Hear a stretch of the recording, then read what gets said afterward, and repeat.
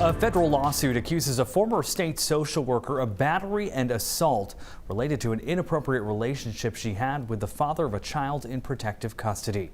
News Centering's Alex Haskell has been following this story for us tonight. And Alex, the allegations are coming from the person the social worker was supposed to be helping. Yeah, Zach, in the lawsuit filed in United States District Court in Portland, Kerry Ross alleges he was sexually assaulted by the state caseworker assigned with helping him reunify with his children.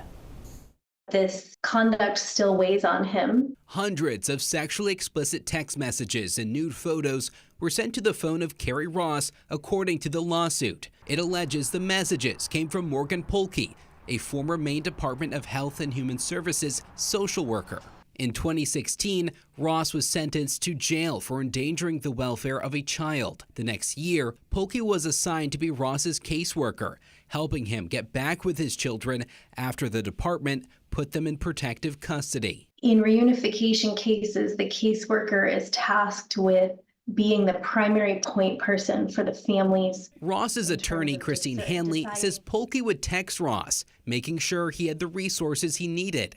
But eventually, the messages from her became more frequent, personal, and sexual in nature. According to the lawsuit, Ross felt he had to engage in the conversations, afraid of the negative consequences that Polky could inflict on his reunification efforts with his children. On one occasion, court documents say the two had sex, which Ross understood the expectation to be that Polky would submit negative drug tests for him. He is still feeling affected from what happened.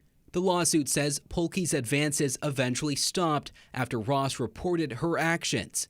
According to a dissent decree Polky signed in 2019, she admits to engaging in sexual misconduct with Ross. The question at this point is not whether it did or didn't happen, but what is the appropriate penalty, if any. Now, the lawsuit comes while the state's child welfare system has faced scrutiny in recent years over high-profile deaths of kids. We reached out to DHHS for comment. A spokesperson tells us they haven't received the complaint and Polky hasn't worked for them since April of 2018. Zach? Alex Haskell live in the newsroom tonight.